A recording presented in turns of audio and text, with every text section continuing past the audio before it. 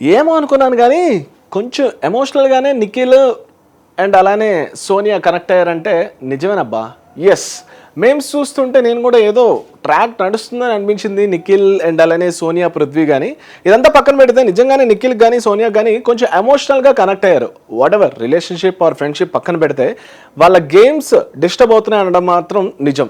యాక్చువల్గా వాళ్ళు కన్వర్జేషన్, వాళ్ళ డిస్కషనే నేను ఎపిసోడ్లో కూడా చూశాను. సో లైవ్ చూసే వాళ్ళకి కూడా చాలా క్లారిటీ వస్తుంది. అండ్ డిస్కషన్లో కూడా వాళ్ళు ఏమనుకున్నారంటే, సో ఎమోషనల్గా ఇద్దరం కనెక్ట్ అయ్యాం కాబట్టి కొంచెం నేను గేమ్ మీద ఫోకస్ చేయలేకపోతున్నానని సోనియా చెప్పడం. అండ్ సోనియా తర్వాత నిఖిల్ కూడా ఓకే వాట్ ఎవర్ నువ్వు ఏ డెసిషన్ తీసుకోవాలనుకుంటున్నావు ఆ డెసిషన్ తీసుకో అనడం. But end of the day నిన్నంతా ఎపిసోడ్లో కొంచెం నిఖిల్ సోనియాకి చాలా దూరంగా ఉన్నాడు. అండ్ సోనియా కూడా అభయ్తోని, పృథ్వీతోని వీళ్ళతో డిస్కస్ చేసింది. నేను మొత్తం వెళ్ళిపోమని లేదు, వాడు నాతో పూర్తిగా మాట్లాడుకుంటూ ఉంటున్నాడు అన్నట్టు పోర్ట్రే చేసింది, మాట్లాడింది కూడా జరిగింది. అండ్ అలానే మీరు బాగా అబ్జర్వ్ చేస్తే నైట్ స్టే పడుకునే టైంలో ఎవరు క్లైన్ సభ్యులు ఆ రూమ్లో పడుకోవాలన్నప్పుడు యష్మి కూడా చెప్పింది. సో యష్మి కరెక్ట్గానే చెప్పింది, యాక్చువల్లీ కరెక్ట్గానే చెప్పింది. బట్ సోనియా మాత్రం డిఫరెంట్గా తీసుకున్నట్టు అనిపించింది.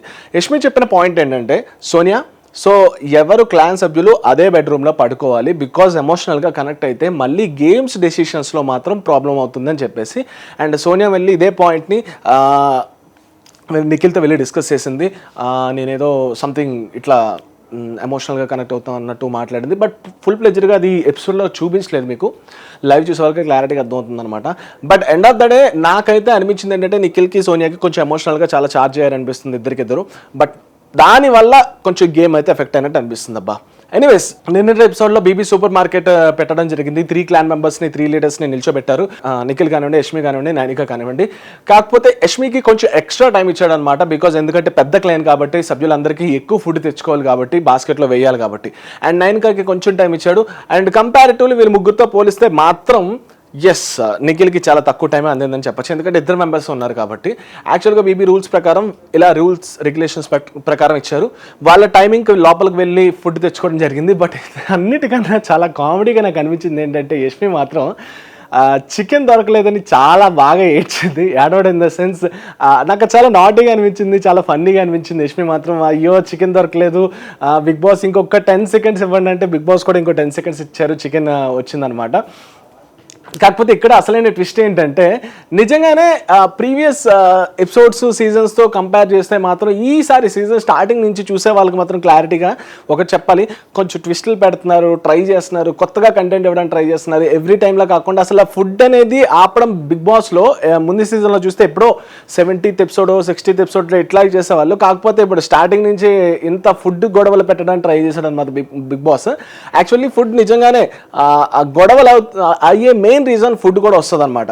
అండ్ అదే స్టార్టింగ్లో ట్రై చేశారు. కాకపోతే వీళ్ళందరూ కొంచెం మంచితనంతో స్టార్టింగ్ డేస్ కదా కొంచెం బాగానే ఉండి ఎవరిని బ్లేమ్ చేసుకోకుండా ఉన్నారనమాట. అదే కొంచెం లాస్ట్ ఎండింగ్ అయితే నిజంగా ఫుడ్ గురించి చాలా పెద్ద గొడవలు వచ్చాయన్నమాట. And end of the day వీళ్ళు ముగ్గురిని నిల్చోబెట్టి క్లాన్ సభ్యుస్ని వాళ్ళ ఫుడ్ తెచ్చుకోవడం జరిగింది. తర్వాత ఆ సభ్యులు ఎవరైతే ఉన్నారో ఆ ఫుడ్ని కాపాడుకోవడానికి మళ్ళీ ఇంకొక కొన్ని టాస్కులు పెట్టాడు అనమాట. సో ఆ టాస్కుల గురించి మాట్లాడుకుంటే, ఫస్ట్ నిఖిల్ టీంలో వాళ్ళని, అండ్ అలానే యష్మి టీం నుంచి పృథ్వీ అండ్ అభయ్ వచ్చారు. అండ్ అలానే సీత, నాబెల్ వచ్చారు నైనిక టీం నుంచి. అండ్ వీళ్ళు మిగిలిన ఇద్దరే కాబట్టి వీళ్ళిద్దరు వచ్చారనమాట. దీనిలో వీళ్ళు గెలిచింది అయితే ఒక పర్ఫెక్ట్గా భాషను నిలబెట్టారు. భాష అయితే మ్యాక్సిమం ట్రై చేశాడు ఎక్కడెక్కడ ఎవరెవరిది తప్పులు ఉన్నాయని కనిపెట్టడానికి సంచాలకుగా. కానీ ఒకటి సీత అక్కడ కూడా డిఫెండ్ చేస్తుంది ఏంటంటే, మేము కింద పెట్టేయలేదు అని అన్నారు. కానీ నిజం చెప్పాలంటే అందరూ కింద టచ్ చేశారు, ఆ బోర్డ్ని అందరూ కింద టచ్ చేశారు. అదే భాష కూడా చెప్పాడు, అందరూ కింద టచ్ చేశారు, ఒకరిది తప్పు ఒకరిది కరెక్ట్ అని కాదు. But end of the day ఆ టాస్క్లో పృథ్వీ, అభయ్ గెలిచారు కాబట్టి వాళ్ళకే ఇచ్చేశారు. ఫస్ట్ ఎపిసోడ్లో అంటే ఫస్ట్ టాస్క్లోనే వాళ్ళు గెలిచారు. యష్మి టీం వాళ్ళ ఫుడ్ వాళ్ళు సంపాదించుకున్నారు అనమాట. అండ్ సెకండ్ టాస్క్ వచ్చేసి మనీ వెళ్ళడం జరిగింది. మనీ అండ్ అలానే సీత వీళ్ళిద్దరూ పోటీ పడడం జరిగింది. బట్ నిజంగానే మణికంఠ విషయంలో మణికంఠ తప్పలేదు. యాక్చువల్లీ తన పాయింట్ ఆఫ్ వ్యూలోని తన క్లైన్కి ఎలాగైనా ఫుడ్ తేవాలని ట్రై చేస్తాడు. అంటే తన క్లాన్ ఇన్ ద సెన్స్ ఇంకెవరు, నిఖిల్ తను మాత్రం ఉన్నారు కాబట్టి. అండ్ సీత కూడా చాలా టఫెస్ట్ ఫైటింగ్ ఇచ్చింది. సీత కూడా నిజంగా నాకు చాలా అప్రిషియేట్ చేయాలనిపించింది. ఎందుకంటే తను కొన్నిసార్లు వేలు ఇదైనా సరే బట్ అయినా స్టిల్ యాక్చువల్లీ ఈ గేమ్లో ఎవరిని తప్పు అనిపించలేదు. నిన్న అయిన గొడవలో ఎవరి పాయింట్ ఆఫ్ వ్యూలో వాళ్ళు కరెక్టే. Because of Sita point of వ్యూలో సీత కరెక్టే, అండ్ అలానే యష్మి పాయింట్ ఆఫ్ వ్యూలో యష్మి కరెక్టే, అండ్ అలానే మణికంఠ పాయింట్ ఆఫ్ వ్యూలో మణికంఠ కూడా కరెక్టే. అందుకే ప్రతిసారి గొడవలను ఎవరో ఒకరు పాయింట్లో తప్పు కరెక్ట్ ఉండేది, కానీ ఈసారి మాత్రం 3 మెంబర్స్ కరెక్టే. యష్మిని సంచాలక్గా నిలబెట్టేటప్పుడు యష్మి ఏం ఆలోచించిందంటే, మా టీం ఎలాగో గెలిచేసింది, సంచాలక్గా నేను నిల్చున్నప్పుడు అట్లీస్ట్ పెద్ద టీం నెక్స్ట్ టీం ఎవరిది నైనిక టీంకి ఫుడ్ అందితే 6 మెంబర్స్ హ్యాపీగా ఫీల్ అవుతారు కంపారిటివ్లీ 2 మెంబర్స్ అని. ఆ విషయంలో తను కూడా ఆలోచించింది. తను ఇన్ఫ్యాక్ట్ ఏడ్చింది. అండ్ ఇలా ఫుడ్ డిస్ట్రిబ్యూషన్ అవుతుందన్న టైంలో సోనియా కూడా ఏడ్చింది. అరే వాళ్ళ ముందు మనం ఎలా తింటాం అది అని నాకు కొంచెం జెన్యున్గా అనిపించింది. ఇక్కడ మాత్రం సోనియాకి కొంచెం సాఫ్ట్ కార్నర్ ఉంది, ఒక మనిషిలాగా ఉంది. మొన్నటిదాకా ఆమె యాటిట్యూడ్ బిహేవియర్ కానీ చూస్తే కొంచెం ఇది అనిపించింది. కానీ నేను ఇప్పటికీ చెప్తున్నాను, సోనియా ఏంటంటే పాయింట్స్ చాలా క్లారిటీగా మాట్లాడుతుంది. కొంచెం వే ఆఫ్ యాటిట్యూడ్ మాత్రం చిన్న ప్రాబ్లం అనిపిస్తుంది. బట్ నిన్న విషయంలో కొంచెం ఎమోషనల్గా తను కూడా చాలా పాయింట్స్లో నాకు రివీలింగ్ అనిపించింది. ఓకే తిన ఎమోషనల్ కొంచెం అనిపించింది అన్న ఫీలింగ్ నాకు వచ్చింది అనమాట. అండ్ నిజంగానే ఏడ్చింది. మిగతా ఇంటి సభ్యులు వచ్చి కొంచెం ఆవిడ్ని కన్సోల్ చేయడం కూడా జరిగిందనమాట. అండ్ ఈ టాస్క్ విషయంలోకి వచ్చేసరికి మణికంఠకి అండ్ అలానే సీతకి ఓ చిన్న సైజ్ తక్కువైంది, అండ్ అలానే మణికంఠకి యష్మికి అయితే చాలా పెద్ద తక్కువ అయింది. బట్ అవి కూడా రిజాల్వ్ అయింది ఇందులో. అందుకే చెప్తున్నాను, ఈసారి ఈ గొడవలో ఎవరిని మనం తప్పని చెప్పలేము, అందరూ కరెక్టే. కాకపోతే ఇక్కడ నాకు బిగ్ బాస్ చెప్పింది చాలా ఫన్నీగా అనిపించింది. 250 grams మురీలు, I mean something puffed rice తేవాలన్నారు. ఆ 250 grams పఫ్డ్ రైస్ తేడానికి మాత్రం వీళ్ళు మనకంటే ఆల్మోస్ట్ 290 దగ్గర తెచ్చారు. అండ్ అలానే సీత వచ్చేసి 340 సంథింగ్ తెచ్చారు. యాక్చువల్గా పాయింట్ ప్రకారం యష్మి ఇవ్వచ్చు మణికంఠ క్లైన్కి, కాకపోతే సంచాలక్ డెస్టినీ ఫైనల్ డెస్టినీ అన్నప్పుడు తను ఏంటంటే పెద్ద టీంకి ఇస్తే కొంచెం అందరూ ఫుడ్ సరిపోతుంది కదా అనే విధంగా ఆలోచించింది. దానిలో కూడా తప్పలేదు, మణికంఠ దానిలో కూడా తప్పలేదు. అందుకే ఇప్పటికీ చెప్తున్నాను, ఈ తగులో ఎవరిది తప్పు అనిపించలేదు. అండ్ ఎపిసోడ్ ఇంకా ఎండింగ్ అవుతున్న టైంలో సీత వచ్చి విష్ణుప్రియతో మాట్లాడడానికి ట్రై చేస్తుంది. అసలు ఏ విషయంలో నువ్వు హర్ట్ అయ్యావు, ఎందుకు హర్ట్ అయ్యావు, అసలు ఎక్కడ పాయింట్ చెప్పు, పోనీ అట్లీస్ట్ నేనైనా రియలైజ్ అవుతాను ఎందుకు ఏం ప్రాబ్లం వచ్చిందని చాలాసార్లు అడగడం జరిగింది. విష్ణుప్రియ కూడా నాకు కొంచెం స్పేస్ కావాలి, ఆ ఎమోషన్ నేను ఎవాల్వ్ అవ్వడానికి కొంచెం టైం తీసుకుంటానని చెప్పడం జరిగింది. బట్ నాకు కూడా నిన్న ఎక్కడ తను హర్ట్ అయింది అనేది నాకు అర్థం కాలేదు. మేబీ సీత ఎక్కడైనా చెప్తుందేమో, ఆర్ సీతకి నువ్వు పలానా వల్ల నేను ప్రాబ్లమేటిక్ ఫీల్ అయినని విష్ణుప్రియ చెప్తుందేమో నేను కూడా చూసాను, ఎక్కడ చెప్పడం జరగలేదు అనమాట ఎపిసోడ్లో. ముందు ఎపిసోడ్లో ఎక్కడైనా జరుగుతుందేమో చూడాల్సి వస్తుంది. అండ్ ఫైనల్గా ఇంట్లో దొంగతనాలు అయితే చాలా జరిగాయి. వాళ్ళది వీళ్ళు తీసుకోవడం, వీళ్ళది వాళ్ళు తీసుకోవడం చాలా ఫన్నీగా అనిపించింది. కంటెంట్ ఇవ్వడానికి బాగానే ట్రై చేశారు.